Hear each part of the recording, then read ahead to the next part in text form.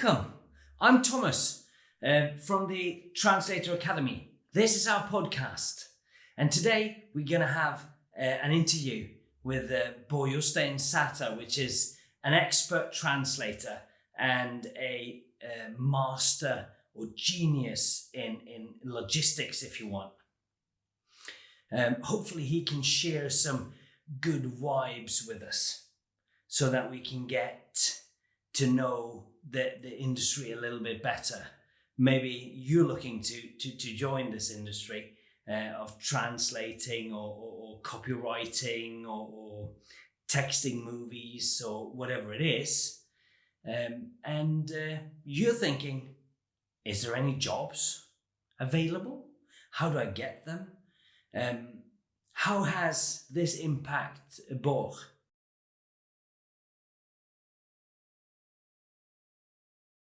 So, hi, Baard Jostein. It's really cool to have you on board and to this podcast for the Translator Academy today. Now, we have a few questions. I know we've talked a bit about them, but the first question that comes to my mind is, how did you come across this opportunity of becoming a translator? Well, it's a good question. Basically, we have to go back in time a bit, around 2004. I was studying in Australia, finishing up my degree here. And then basically I was scheduled to go back to Norway in not too long. And then I was thinking to myself, let's say, what should I do afterwards or in the interim, before I potentially land on what I should do as a job or what career I should get. And then I basically just did some searching online, and then I thought, because I've also had languages in my studies, and I like languages, and especially English, which has been the language that we spoke since we were kids. And then thinking, well, translation is something that could potentially be, if let's say in the beginning just get some extra income potentially, and then see where it leads or what I'll do afterwards.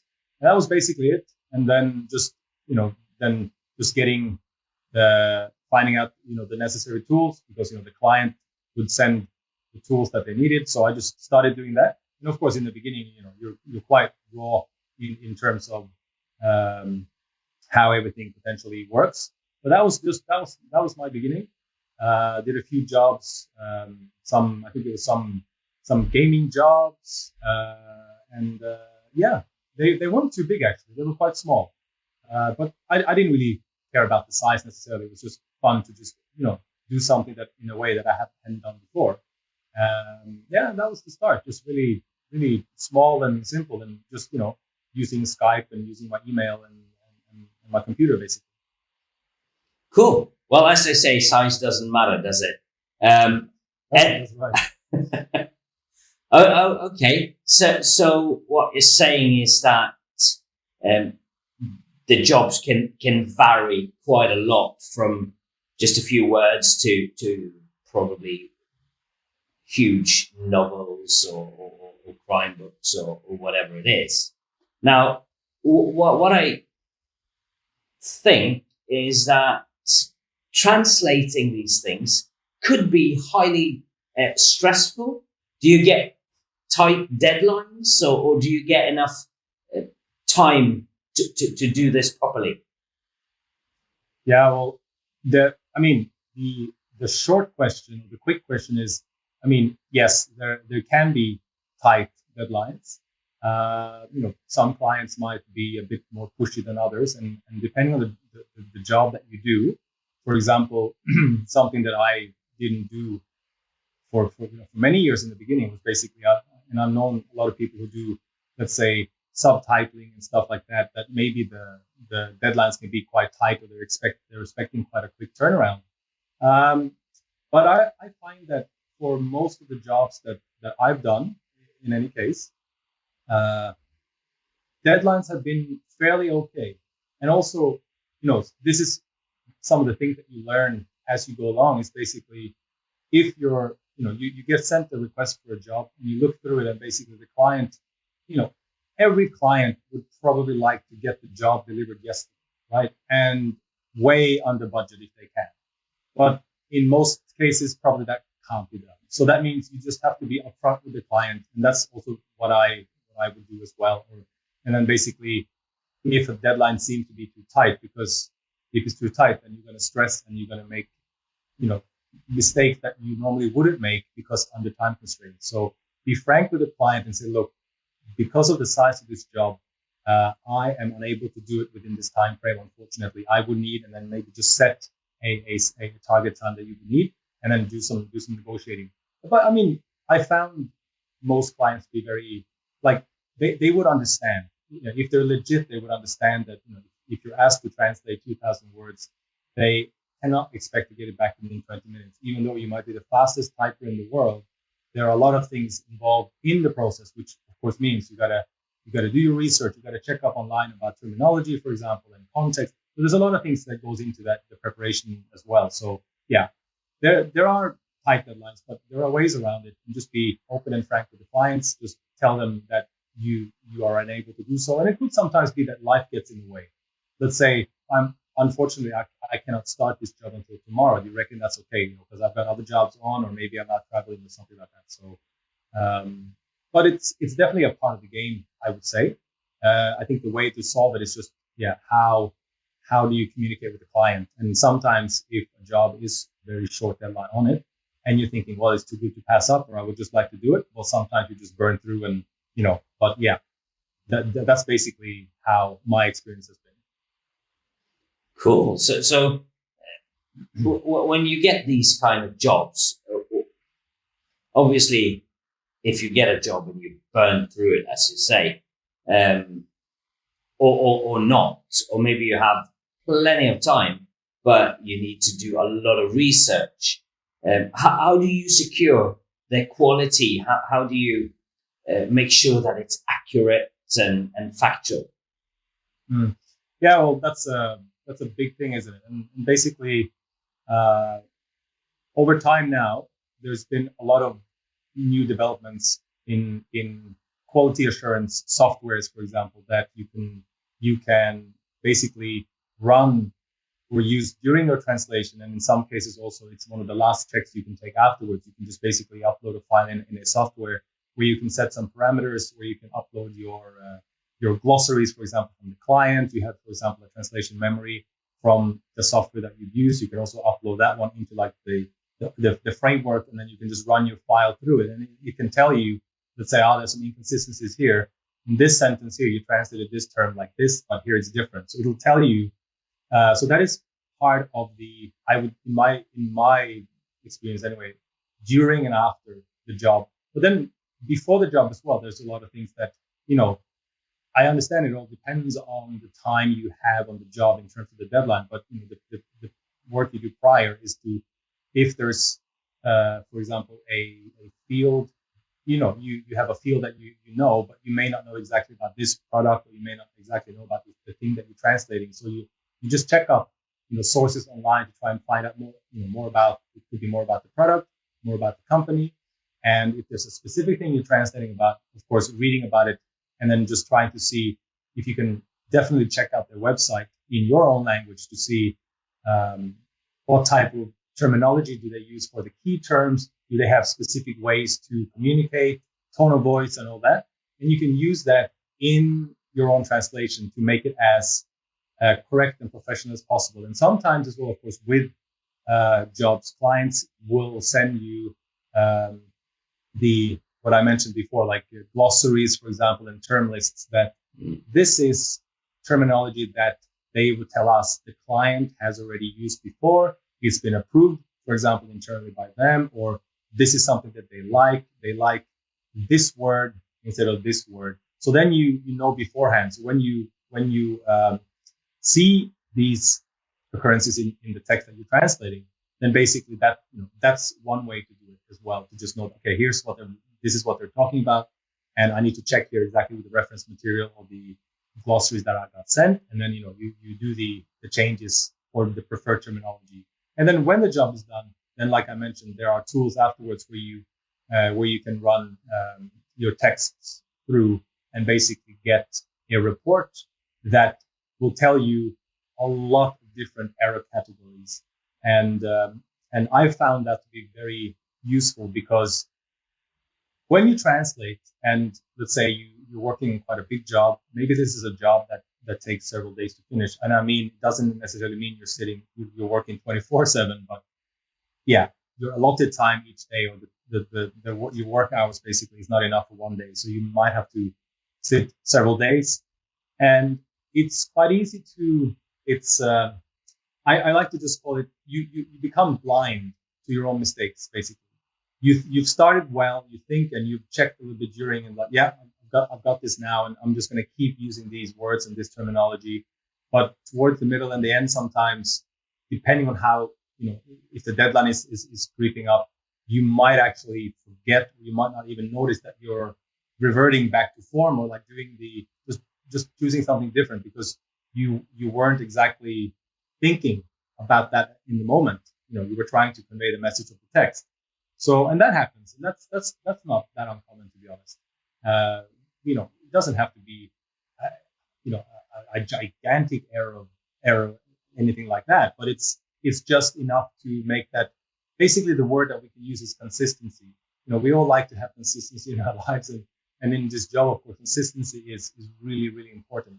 That means if you translated, let's say, the word for car in your language, then if it appears 15 times in your translated file, it should basically be translated the same all 15 occurrences. And sometimes it doesn't happen.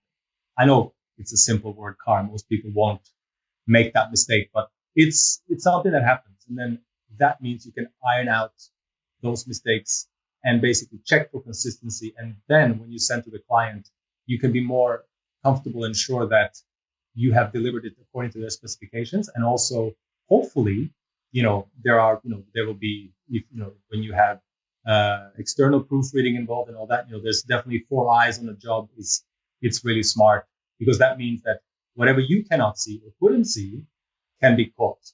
But let's say if the client is not expecting or is not even paying for an external proofreading of this job, you yourself then can basically, this is what I do as well. Sometimes you can run it past somebody else, which is smart.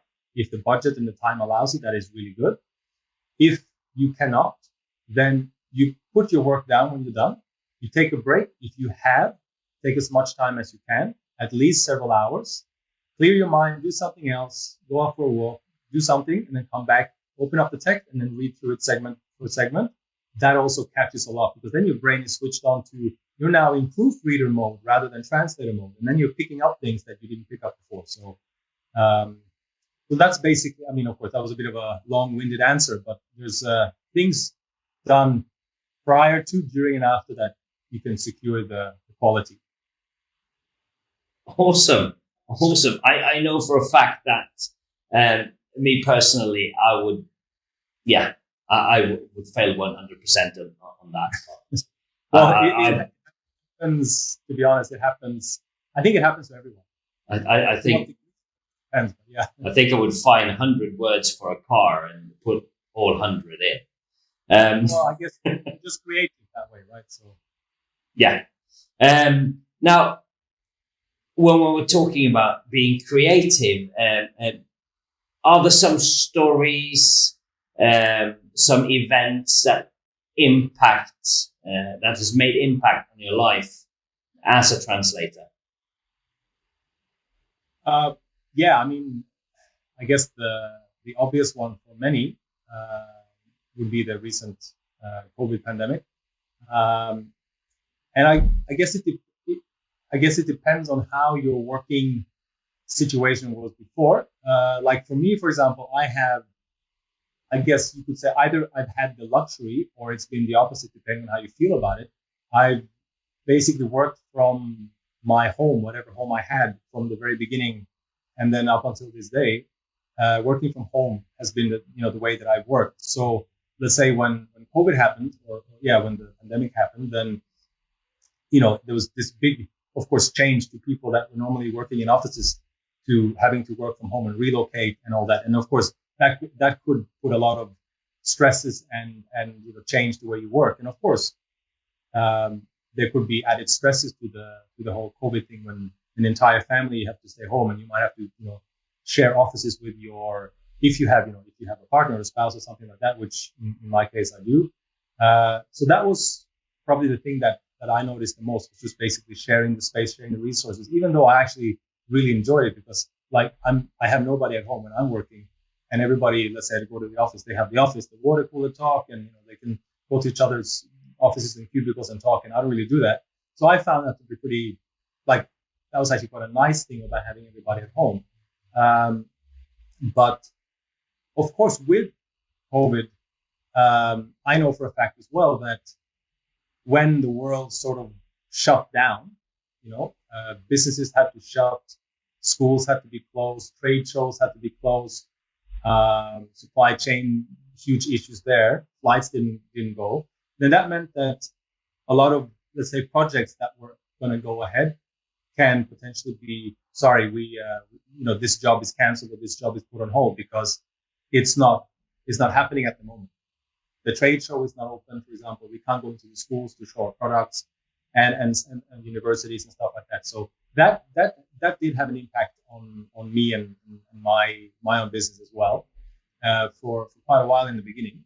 And basically, you could, there were less jobs to come around in the beginning. So then, I was forced to look elsewhere, just do more reaching out, and potentially also reach out to, let's say, clients that I've had contact with, or we've had contact with for maybe many years, but we hadn't had any jobs from them. And, maybe it's something that happens. Sometimes relations go cold. And so then, having to, I guess for me, that was probably the biggest, the thing that changed and disrupted the way that I did my work. And I'm probably sure it's not unique to me. I'm pretty sure most of people had to have some sort of, either, if it's the worst case, losing your job and not having anything, to potentially, I got to work from home, or I got to do this, and I might have to do other jobs for a while. And so at least it's good that things are, in a way, opening up and, I guess, normalizing as much as possible, so that we can get back to the way that if it's not the way that it used to be, but at least the way that it can be for now. Well, we got to cut this short soon because time is running out. But there is one question that I truly do want you to answer, and that is, being a translator, obviously you're out there, you're looking for work, but is there enough work? Can anybody be a translator, and will they find any jobs? And how do you find jobs? Yeah, well, it's a good question. And I mean, I myself did not expect, or couldn't really, I think it's more I didn't understand, in a way, how that part of the world works. And let's say, you could come from a big country, you could come from a small country, you could have a very common language or a very unique language and all that.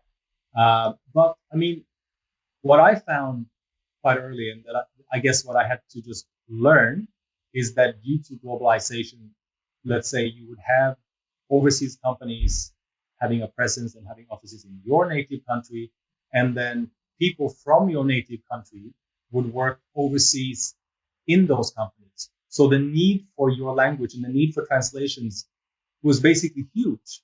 And what I mean by that is that something somewhere always has to be translated. It can be a manual, a brochure, it can be a marketing campaign, it can be subtitles, it can be a book, it can be software, it can be web pages, anything like that. A product recall, for example, something happens and they have to do a recall, they have to do the safe thing. It has to go out, and it has to go out in all the countries that they operate in. And then you would have the people internally in the company who may not speak the language in the country that they're working in. So then, for example, they might have things translated to their native country for them to understand and to circulate around. So there definitely is enough work. And of course, I guess it depends on your niche or the fields that you have you have expertise in, or that you like, basically your bread and butter that you want to work in, and then you do work in. So it just comes down to basically you have ways to find jobs online. There are basically there are messaging boards and portals online where you can search, where you can create profiles and do a search there. Then you can just do, I mean, the coldest of the cold, of course, you can just go Google, type in translation agencies or translation work in this country, maybe in a field like that, or maybe even a company that you like or a brand that you like. Then you'll see what comes up, and then you might just directly contact these people. You might send them your resume, or you might just be, hello, my name is so and so, and I would like to, maybe help you out with translations and all that. So, and of course, technology has changed a lot since before. Before, of course, most people would have emails back in the day, but it could be calling, it could be faxing. Fax machines, I don't know if they're used anymore. To be honest, I know some football clubs use them still, but yeah. So in a way, without sounding silly, surprisingly, there is a lot of work needed to be done every day. Now, I guess there's no guarantee that you might get this job or get this job, but there's definitely ways to reach out to find clients, to get in their database, ask to do test translations, for example. If you have current work that you've done prior, you can send them, maybe if it's not proprietary and something like that, so they can see, they have it on file. And just I think it's like the deck of cards. The more cards you flip, you're going to see the royals and you're going to see the big cards. So I think it's just contact as many as you can. Try and be creative that way, and basically never giving up. And then once you get a job, just obviously do the best you can to secure it and treat that customer nice, and hopefully they'll come back, and things can snowball quite quickly. This is what we've experienced, at least, and I've seen with other people as well, is that it can snowball quickly, probably way beyond what people thought. And so it just depends on your time and what you would like it to be, and then hopefully in time that's what will happen. That's cool, but time's up, and I know you're in Australia, in Melbourne. I'm in Norway, and there is about 12-hour time zone difference. So you're gonna get to work or already started. I'm off to bed shortly. So I hope to speak to you again soon, and have an awesome day. Yes, thanks, Thomas. It was a pleasure, and have a good night. I'm gonna do something quickly, and I'm gonna play with the kids, and then let's see what the day takes me. Awesome. Thank you. Bye bye. You bet. Bye.